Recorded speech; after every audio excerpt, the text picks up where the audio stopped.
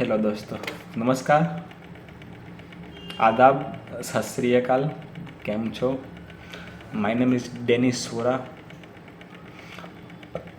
और आज हम बात करने वाले हैं एक बहुत ही डेंजरस चीज़ के बारे में जो स्टैमरिंग को और ज़्यादा स्ट्रॉन्ग बना देती है, वो है ओवर थिंकिंग। आज का टॉपिक है ओवर थिंकिंग एंड स्टैमरिंग। ये सोच बोलने से पहले ही रोक देती है। अगर आप बोलने से पहले ही सोचने लगते हो, अगर आप अटक गए हो,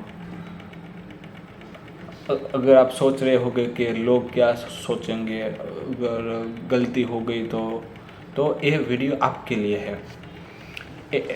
लास्ट तक ज़रूर देखेगा ये वीडियो, क्योंकि आज मैं अपनी real life story over thinking के पीछे का साइंस क्या होता है, बायोलॉजी क्या कहती है, और उसके कुछ प्रैक्टिकल सॉल्यूशन मैं शेयर करूँगा।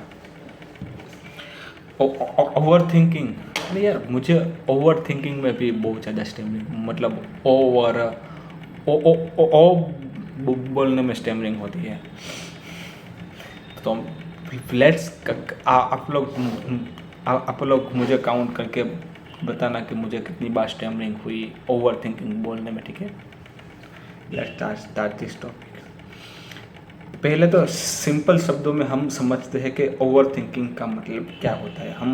हमारे नॉर्मल से डेफिनेशन जो हम आम लोग समझते हैं कि ब्रेन में 100,000 तरीके से थॉट्स आना ब्रेन के अंदर, उसको हम कहते हैं ओवर थिंकिंग। और हमारे स्टैमरिंग में ओवर थिंकिंग में कैसे होता है कि मैं अपना नाम बोलूँगा, जैसे कुछ भी हो।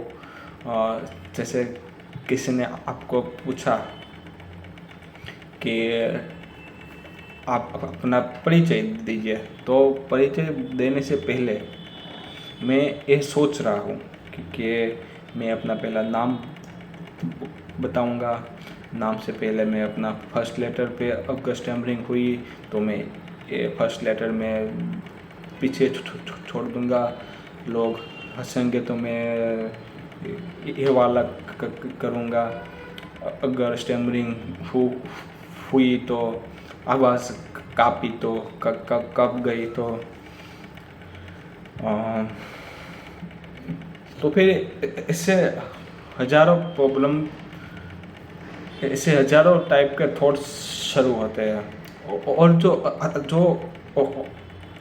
जो प्रॉब्लम होती है वो वहीं से स्टार्ट होती है कि आप जो ज़्यादा थॉट्स आ रहे हैं उसकी वजह से स्टैमरिंग बोलते वक्त नहीं बढ़ती, स्टैमरिंग बोलने से पहले बढ़ जाती है। उसका एक्चुअली रीज़न होता है बोलने से पहले आपका ओवर थिंकिंग पहली स्टैमरिंग। तो जैसे मैं अपनी रियल लाइफ का एक एग्जांपल देता हूँ कि मैं फिलोसॉफी पढ़ता हूँ, ठीक है। नहीं, फिलोसॉफी, हाँ, मैं पढ़ता हूँ और मैं फिलोसॉफी मैं कुछ ना कुछ पढ़ता रहता। हाँ, सॉरी, मुझे एक बहुत अच्छा एक एग्जांपल याद आया। अभी नहीं, क्लास में एक टॉपिक था प्रोबेबिलिटी, संभावना। ओके, संभावना का टॉपिक चल रहा था मैथ्स में, प्रोबेबिलिटी वाला। और उसमें एक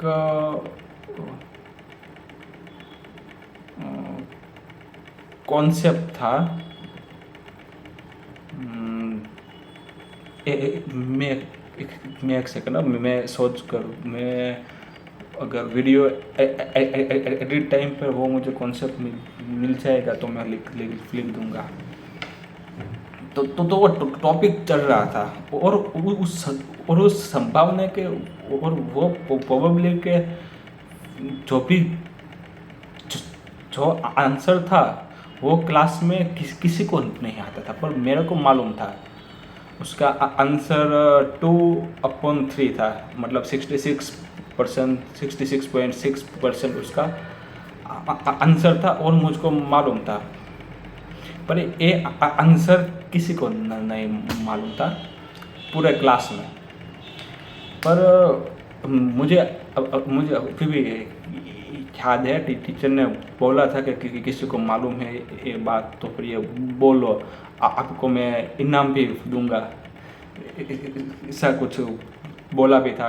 पर मैंने अपना हाथ खड़ा नहीं किया, क्योंकि तभी मेरे अंदर इतना ओवर थिंकिंग चल रहा था मेरे माइंड में, क्योंकि अगर तो मैं जवाब दूंगा, जैसे मैंने हाथ खड़ा किया क्लास में कि हाँ मुझे आता है, तो सबकी पूरे क्लास की नज़र मेरे सामने आएगी चाहेगी। फिर टीचर कुछ पूछेंगे मुझे, ठीक है क्या है आंसर क्या है, फिर वो शायद मेरा नाम भी पूछे, और अगर नाम बोलने में स्टैमरिंग हो गई तो फिर इससे हज़ारों टाइप के ऐसे ओवर थिंकिंग चल रहे थे, और उसकी वजह से मैंने अपना हाथ खड़ा नहीं किया। और मैं रात में जब मैं रात में वो मुझे रिग्रेट हुआ कि शायद मुझे बोल देना चाहिए था, क्योंकि मेरे पास आंसर भी था, नॉलेज भी था, और कॉन्फिडेंस भी अंदर तो था ही कि हाँ भाई 100% मेरा जो भी आंसर है वो सही है। परंतु ये ओवर थिंकिंग की वजह से मैं बोल नहीं पाया। अभी एक्चुअली जो ओवर थिंकिंग है और स्टैमरिंग, वो एक डेंजरस लूप है। ये जैसे पहले होते हैं ओवर थिंकिंग, फिर होती है एंजाइटी। ओके, आप अपने ओवर थिंकिंग की तो फिर आपकी ओवर थिंकिंग की वजह से आपके अंदर बढ़ जाती है एंजाइटी, और जब एंजाइटी बढ़ जाती है तब आपकी बॉडी होती है वो टाइट हो जाती है, आपके शोल्डर रिलैक्स नहीं दिखते, आपके हाथ में से कभी कभार पसीना भी छूटने लगता है, और आप जब बोलने की कोशिश करते हो तब भी लिप और टंग स्टिफ हो जाती है, कभी कभार वर्ड भी ब्लॉक हो जाते हैं, और उसकी वर्ड ब्लॉक और फिर स्टैमरिंग होती है, और उसके बाद होता है गिल्ट, उसके बाद होता है रिग्रेट, और उसके बाद फिर से ओवर थिंकिंग। तो फिर ये सारा एक लूप है।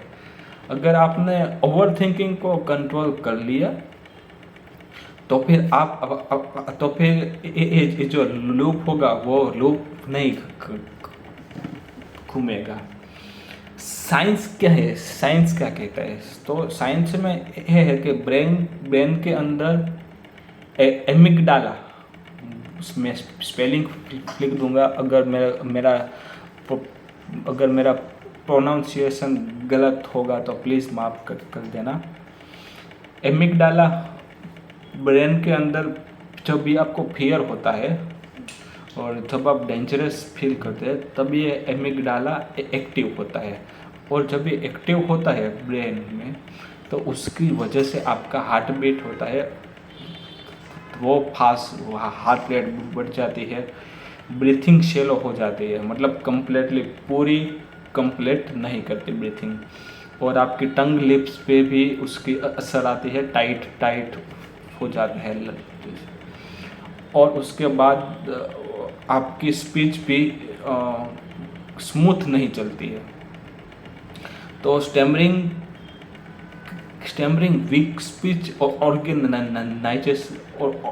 की वजह से नहीं होती, स्पीच होती है वो आपके कोई ऑर्गन की वजह से नहीं होती है, बल्कि ये ओवर एक्टिव माइंड की वजह से होती है। माइंड ने जो संदेशों भेजा होगा उसकी वजह से आपके हार्ट बीट स्टेज फास्ट हो गई, आपके लिप स्टिफ हो गए, और आपको स्टैमरिंग हो गई। और कुछ मैंने ओवर थिंकिंग के कुछ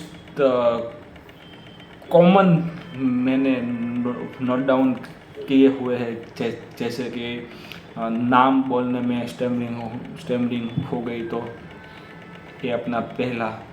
फिर अगर कोई स्पेसिफिक वर्ड जो प्रोनाउंस में हार्ड होगा वो बोलने में स्टेमरिंग हो गई, तो फिर तीसरा है फर्स्ट लेटर पे। अगर सेंटेंस मैंने चालू कर रहा हूँ, स्टार्ट कर रहा हूँ कोई सेंटेंस और स्टार्टिंग में ही स्टेमरिंग हो गई, तो ये तीसरी ओवर थिंकिंग। तो एक, और फिर चौथी, लोग स्टेमरिंग की वजह से लोग मुझे जज करेंगे, तो इससे मैंने 3-4 मैंने नोट डाउन किए हुए हैं। और उसके प्रैक्टिकल सॉल्यूशन क्या है कि जब आपको ओवर थिंकिंग होती है तो फिर ओवर थिंकिंग को कंट्रोल कैसे कर सकते हैं। तो पहला है कि जब आप बोलना चाह रहे हो तब अपने माइंड को स्टॉप करो। माइंड के अंदर जो भी ओवर थिंकिंग हो रही है उसको मैं स्टॉप करने की बात कर रहा हूँ। फिर दूसरा है कि फोकस ऑन मैसेज, कि आप क्या कहना चाहते हो, आप क्या बोलना है, आपको कौन सा मैसेज आपको डिलीवर करना है, वो आपका क्लियर करो, उस पर आप फोकस करो। ये दूसरा। तीसरी टिप्स है कि एक्सेप्ट पॉसिबिलिटी, कि अगर स्टेमरिंग हो सकती है, कोई हार्ड शब्द होगा तो उस पर स्टेमरिंग होगी, तो फिर उसको मैं इस तरीके से हैंडल कर सकता हूँ। इस तरीके के का मतलब मैं एक बार डीप ब्रीथ लेके मैं पोज लेके मैं फिर से चालू कर सकता हूँ। उसकी मतलब इसकी वजह से, एक्सेप्ट करने की वजह से आपके अंदर एंजाइटी कम होती है। चौथी है स्लो डाउन, धीरे से बोलने से सोच धीरे से, मतलब डीप ब्रीथ करके आप बोलो। 5वीं है प्रैक्टिस इंटेंशनल। ये वाला टॉपिक भी दूसरे टॉपिक की तरह ही है कि अगर कोई स्पेसिफिक वर्ड बोलने में यदि आपको स्टैमरिंग हो सकती है तो फिर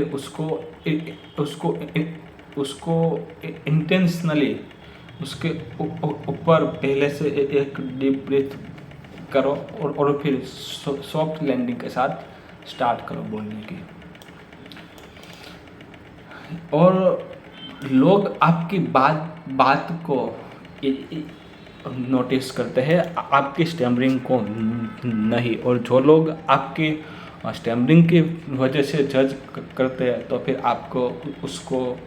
आपको उससे मुंह लगाने तक की ज़रूरत नहीं है। वो आपकी जर्नी के पार्ट नहीं होते हैं। आपका काम है बोलना, एक्सप्रेस करना, ग्रो करना, ठीक है। तो आप बोलो। और अगर ओवर थिंकिंग आपको बोलने से रोक रही है तो ये याद रखो कि परफेक्ट स्पीच ज़्यादा ज़रूरी नहीं है। रियल स्पीच बोलने की कोशिश करो। और आप स्ट्रॉन्ग हो, आप अकेले नहीं हो, आप ये फाइट कर रहे हो, मैं भी आपके साथ हूँ और आप धीरे धीरे बेटर हो रहे हो। अगर वीडियो आपको थोड़ा सा भी पसंद आए तो इसको लाइक कर देगा और शेयर और कमेंट में लिखना कि मैं ओवर थिंकिंग पे काम कर रहा हूँ। और चैनल पर नए हो तो प्लीज़ सब्सक्राइब करना।